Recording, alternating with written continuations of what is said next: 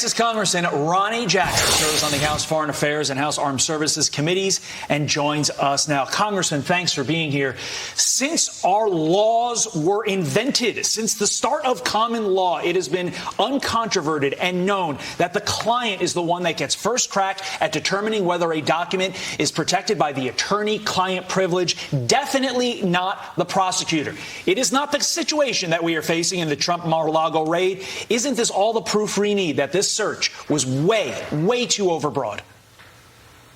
Well, absolutely, Todd. And here, just another example of the rules don't apply in this particular case because it's Donald Trump. They've been coming after Donald Trump since before he was sworn in as president, and they will not stop. And this was just a fishing expedition to go into his personal space and spend 9 hours digging through his personal space, looking for anything they could find to come at him. And I mean, it's just unbelievable that this happened. It should infuriate every single American, and it should make us all scared because this was done for two reasons. This was done to try to trash the former president and his reputation, to make him look like someone who's not going to be able to compete for office in the upcoming presidential election. And it was done to intimidate and scare the American people and let them know, if you don't think we can do this to you, look what we just did to your former president. So this is horrible abuse of power. Yeah, they took his passport. So, I mean, I don't know what else to say about that. That's pretty self-explanatory. Right. But, Congressman, when they talk about this privilege review team, they insinuated since their review team already looked through it. Were they insinuating in any way, shape, or form that there's no need for the special master to be appointed that the Trump team was looking for? Or am I reading too far into that?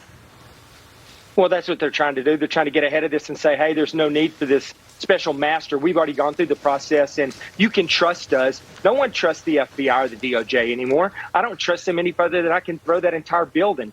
And so this is just their attempt to try to stave off the special master.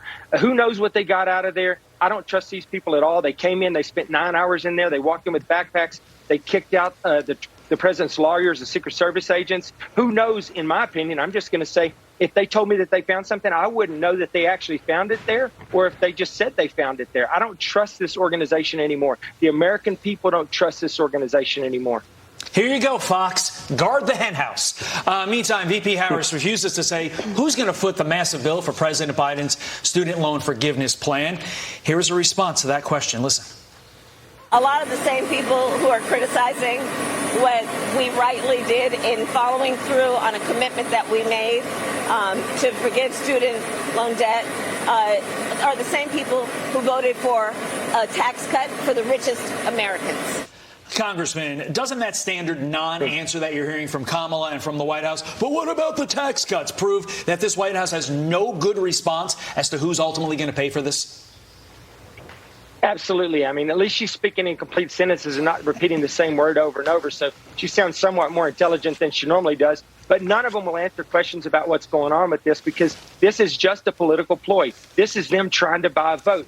This is unconstitutional. They want to spend $500 billion to almost $1 trillion of our tax dollars to forgive this debt. That's not their job. That's Congress's job to do something like that. And people in Congress better stand up when we get back in a few weeks and demand that we have some congressional oversight of this. This is a knife in the heart of the hardworking American people that either couldn't afford to go to college or worked hard through college to pay off their college education, so they didn't accumulate any debt. And I'm included in that group. And I do not want to pay off the debt of others. And I don't think most people in this country do. This is completely wrong. Congressman, when you say they're trying to buy votes, do you think by them doing this move with this student loan forgiveness, do you think it's enough to get people to vote Republican who may not have voted Republican before? Because this is not a Republican-Democrat issue. I mean, Democrats are mad about this, too. Just because you're a Democrat doesn't mean you didn't pay for your college. So do you think that is going to supersede things like abortion, which is also another big driver to the polls?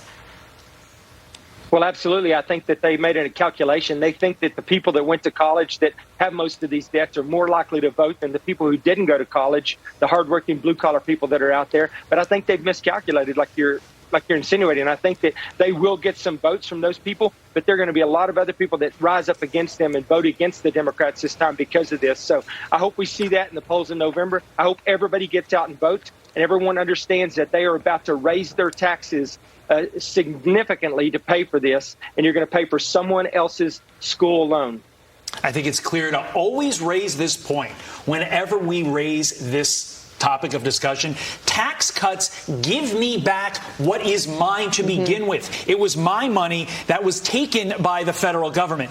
Debt forgiveness takes my money and gives it to others for a debt that they incurred. It's crucial that Republican messaging always hit that point. Congressman Ronny Jackson, good luck with your reelection. I hope you raise that point if that's what you want to use to win.